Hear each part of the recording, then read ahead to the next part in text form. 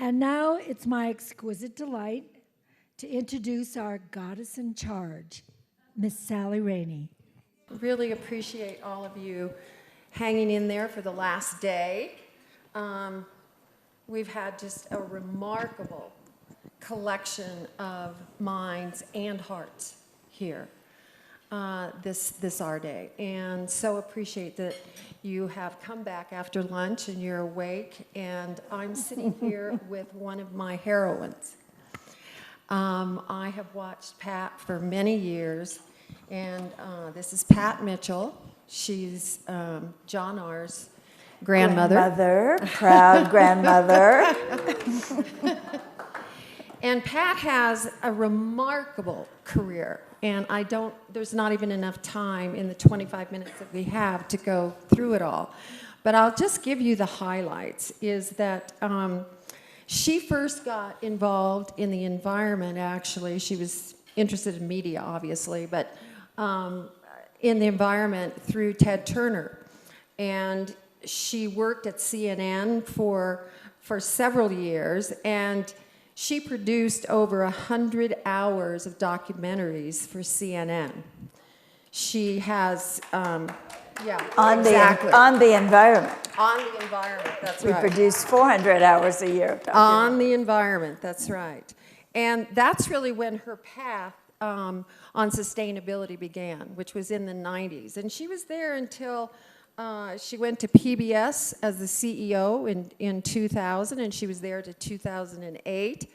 And then she went to the Paley Media Center. And it was around that time that she really started to look at women and women's empowerment. It's always been a driver for her, but that's when she got really deeply involved. And women's leadership. And how could she, with her knowledge, both in media and traveling around the world and the environment, how could she take that forward in her life and make a real difference? And she has. She has been named one of the most powerful women in the world and one of the most influential women in the United States. So I really want you to give this woman a round of applause because she has moved the needle. Thank you. Well, that was an incredible introduction. And can I say that I can think of few women leaders who've done more for the environment and sustainability than you have in the 35 years of your working on the front line. Thank you. Thank you. So you right now, you started TEDx Women. You've traveled all over the world, helping women in several different ways. You have been involved in the media and rising up, and helping women rise up with their voice. You've been involved in the Women's March. You've been involved in empowering women in politics. Give me some examples that you think are the very best of your broad and many years of experience. Oh my goodness. But can I start by saying, first of all, congratulations to you and Chip again for this gathering. Another spectacular Air Day. And when I looked around the room from my position in the back, I realized how much I would have loved to have been here for all of it, which my husband, Scott Seidel, and I have been in the past. But I also noticed something that I now find out might have been a specific focus of yours. I noticed that there are more women in the room, and I noticed that there are younger leaders in the environment. And of course, we both know we completely look to this next generation, John R. and all of his colleagues, in creating the solutions to the challenges that we have brought to them in many ways. And then we look around at the role that women have been playing increasingly in the environmental movement, and I don't find it a surprise at all. And I see it all over the world. Well, that's probably because women are more collaborative. Well, we've had more experience at it. Absolutely, we've had to. Having to. Survival depended on collaboration. We have definitely had to have more, we've had more experience in collaboration and cooperation because it's been very much a part of the pattern of women's lives and the paths that many of us have taken. And I do think that that has led to what many people have recognized as a strengthening of the global environmental movement, which led us, of course, to Paris and to many of the conversations that we've heard here over the last few days and here all over. There has been progress made. And sometimes when there are new and significant barriers to the progress, I find that women emerge even more to the front. And that seems to be what I have observed here in this country and around the world. The fact that there was a women's march, not only in this country, but in nearly every other country around the world, indicated that women wanted their voices to be heard in all policy. And not just the ones that seemed directly to affect women in terms of reproductive health, et cetera, but ones that affected the world and the sustainability of our planet. So as I've traveled to various gatherings, primarily gatherings of women, but women across sector, women from government, grassroots organizations, policy, thought leaders, who are coming together and looking at so many of the global challenges in front of us, but certainly we always put what's happening with our environment and the climate crisis and how we move to act fast enough and in a unified fashion. That always comes up first, because after all, we have to have a planet to live on. And what I've observed and what you've heard here and other places we go is that we are looking for those solutions. We are looking not for closed doors, but open doors of communication. We are looking to reach across the aisle and to people who may not agree with us on every subject. We have to, because it's a crisis that we know can't be solved without a unified action. So I'm not surprised women are on the front lines doing that, because we are disproportionately in every country impacted negatively by so many of the global challenges, and top among them the environment in which we live and work. Well, climate change is really, one of our colleagues here says that, you know, they're first in line on the impacts, and they get impacted the worst. And in the developing world, 80% of the household food is produced by women. So droughts and floods not only affects the women, it affects the children as well. And 85% of the land is farmed by women, but only 1% of it is owned by women. Is owned by women. That's right. That's right. So I want to ask you, you've traveled.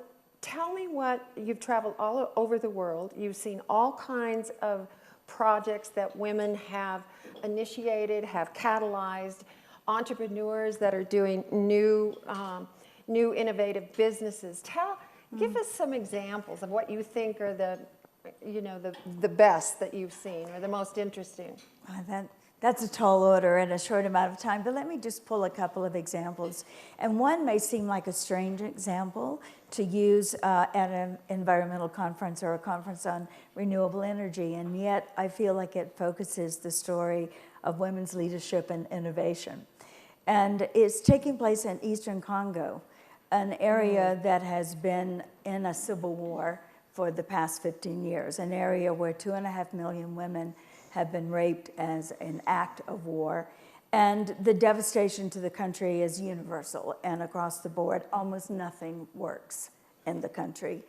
And yet in that environment, women came forward and said, we not only have to reach out and create a community for ourselves, but we have to make sure that it's sustainable, that it isn't just another beautiful community center or a training center or healing center, but it's something that models the way this community, even in the midst of a war, has to think about living. So they build a community, they literally build it, brick by brick, calling it City of Joy. And there they opened their doors to women who were victims of the war, who'd lost their homes, their families, their farms, their ways of livelihood. Yeah.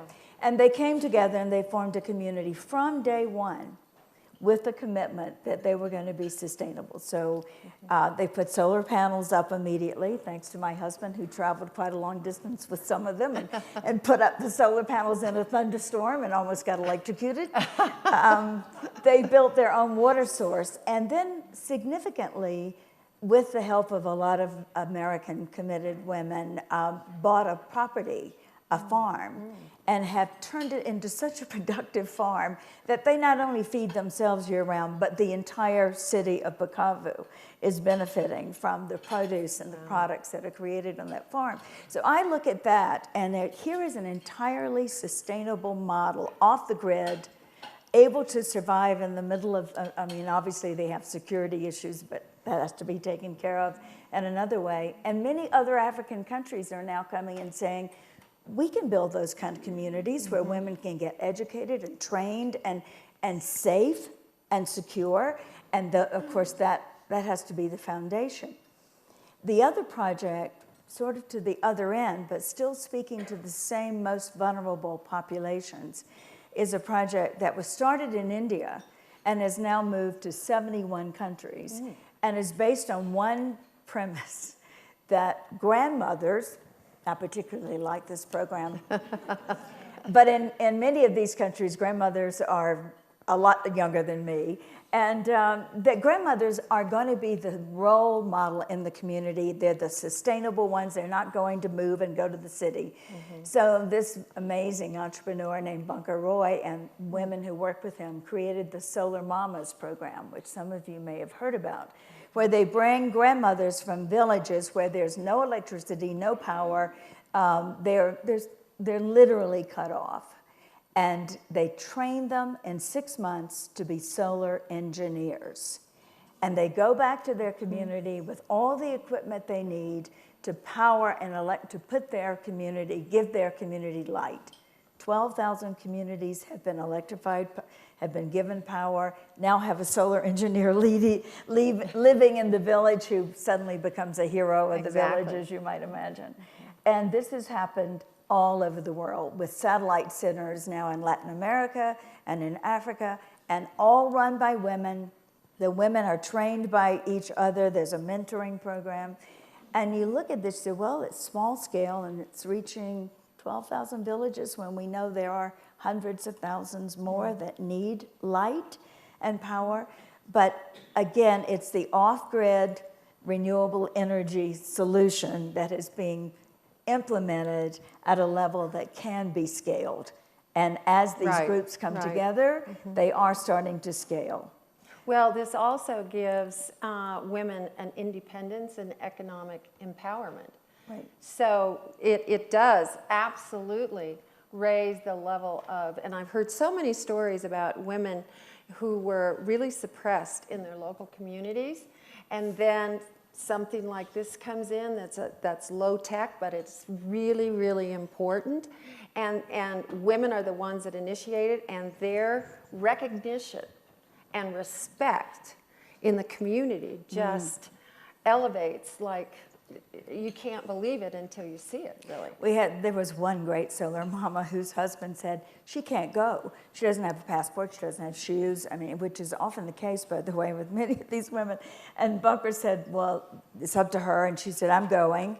And she came back, she got elected the leader of the entire village. And the marriage survived, I'm happy to report. But the empowerment that comes from knowing how to do something, and it's not really low tech that Scott and I actually sat in on some of these workshops, and frankly, I could not put that grid together. These are women who are primarily illiterate, and they are taught by colors and shapes and forms, and it's quite a remarkable program. Again, scaling now at a point where it's starting to make a difference. In Rwanda, with the off-grid project that's being put together by Acumen, Kawisafi, that project will eventually, well, maybe even within the next year, have the entire country off the grid, working off small community-based Do they work in off-grid Ethiopia? projects. Yes, they do. Have you been to Ethiopia? No, I have not. That'll have to go on the next travel schedule. Because there's some really interesting women's projects around solar and also farming in Ethiopia. And then, of course, that's the great one here in the U.S., Stephanie Spears. Yes. Who has also created a way for communities or people who live in multi-person households, Right. or condo buildings, big buildings, that they can invest in solar as a community solar project. Right, right. In high-rise apartments where they own those apartments. And she was very high, and still does this, but she's very high-end interior decorator. And so she knows many of the owners of these buildings and these apartments, and got involved in New York Green from the very beginning, and off she's gone. Yeah. Well, I look around this room, I see investors and people who have believed in renewable energy for a long time. And that's actually why these projects are starting to take off now. It's because entrepreneurs who are willing to take the risk and leave their other jobs and take the path, as many of the young people in this room have, toward finding the sustainable solutions. And then the investment community is responding. And that's been really good to see around the world too. We still need millions more to scale the projects where they go. But in China, India, Africa, many of the places where I've been recently, I am surprised and inspired by the number of women who are leading those efforts. Tell me a little bit about Kenya. You were at the Young Entrepreneurs event there. Tell me about that. Right, Tell us about that. 400 young men and women, most under the age of 35, who had made this choice in their life that they would proceed with trying to develop a service or a product targeted specifically at the world's most marginal and vulnerable communities, and in large part focused around finding solutions to the energy and climate crisis. Water, food, all the ways that we know the climate crisis goes down the food chain and value chain of everything in our lives. And there we had the opportunity to hear about some amazing projects, and actually here, my husband should be sitting here telling this story because he understands this so much better than I do, but I'll try, Scott, to describe what Lindsay does. And again, this is a young woman from Atlanta, Georgia, who went to Kenya after graduating with an engineering degree from MIT and developed a product that provides sanitation facilities, which is enormously important in not only Kenya, but in so many other countries around the world. But then that product is captured, is collected. It becomes not only a source of fertilizer for crops, but she's also, I'm going to get this wrong, incubating soldier flies. Is that right? That then? Yes, exactly. And then they are sold. So there's a sustainable business that is also being created for people around. But the result is it's becoming a whole, sort of value circle of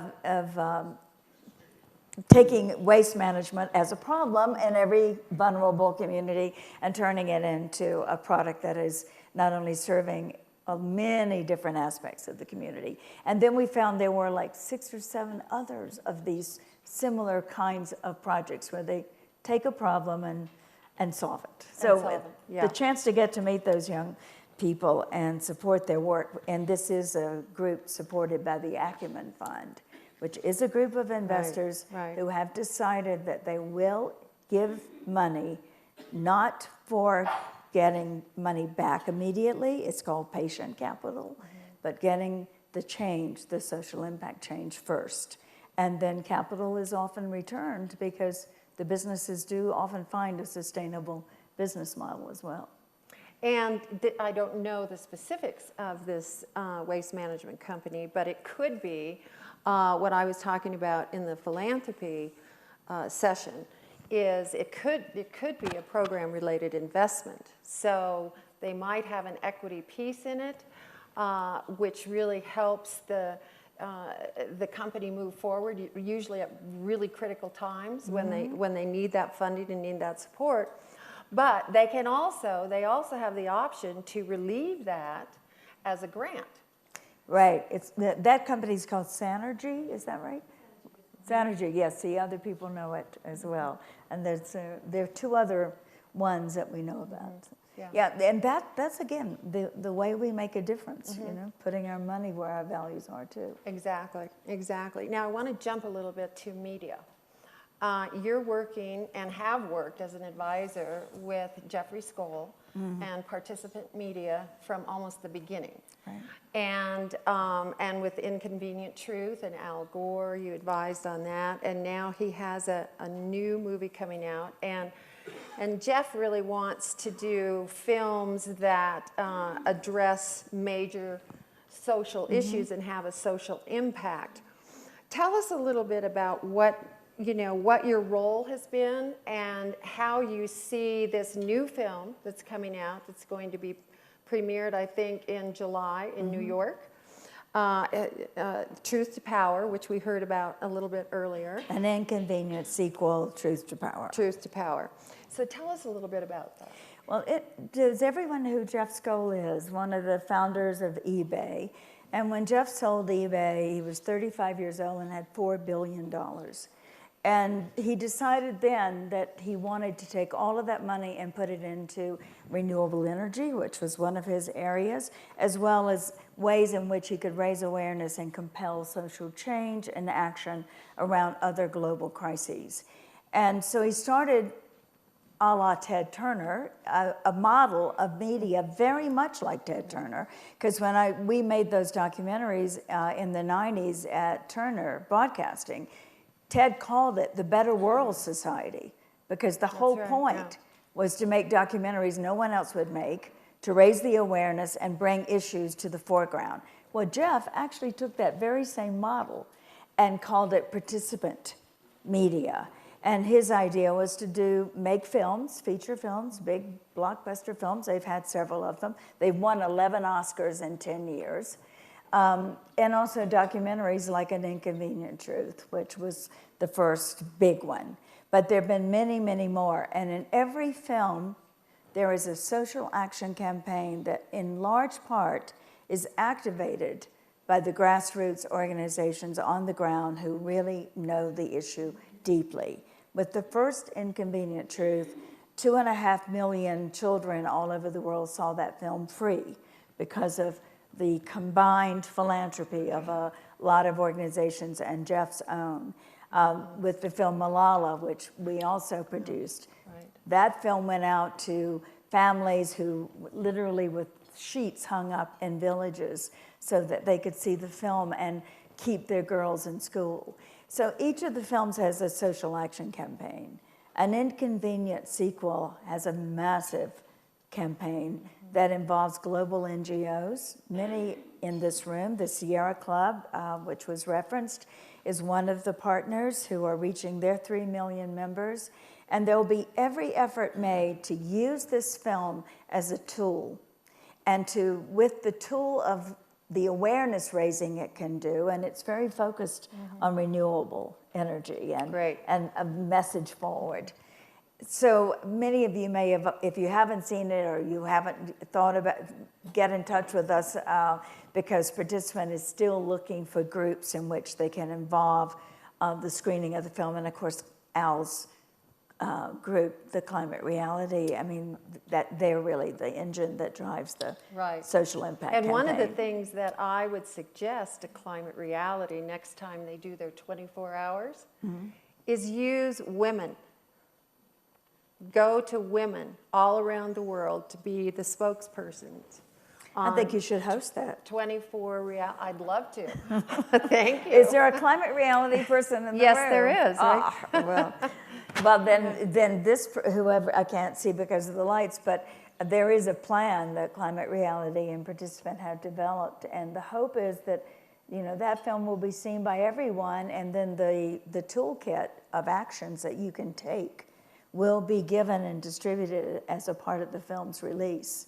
So that's the way that the Participant media films interact with the social action community, the change community. So is the premiere going to be live stream? How is this really going to be distributed? It's It is. distributed by Paramount. No, it'll be in the theaters. Okay. It'll be in the theaters for, I hope, a very long time. And as we all know, that depends on who goes to see it. So we hope you'll go and encourage your friends, because if the theater owners, if no one comes, they just pull the films, and especially documentaries. They're very quick to seize them out and put another blockbuster. But the plan is distribution in this country and in almost every country in the world. There is a distribution deal. Then after the theatrical run, it will go into a live stream. I mean, it will be available online. Great, great. Well, we're out of time, unfortunately. You have so much expertise and such insight. You've been on this for so many years, and I wanted to ask you one more question. Were you there when Ted Turner got National Geographic on television? And were you there when he funded Jacques Cousteau, who actually, if it hadn't have been for Jacques Cousteau, we probably would be as far as we are on oceans now. So true. In fact, ironically, when I became president of PBS, I used to have to say to people all the time, no, National Geographic did not start on PBS. I used to write those checks every year to National Geographic because it was Ted Turner who realized that people needed to see nature on television. They needed to understand the connection between trees and the survival of the forest. And we were doing documentaries on deforestation and natural resource depletion in 1992.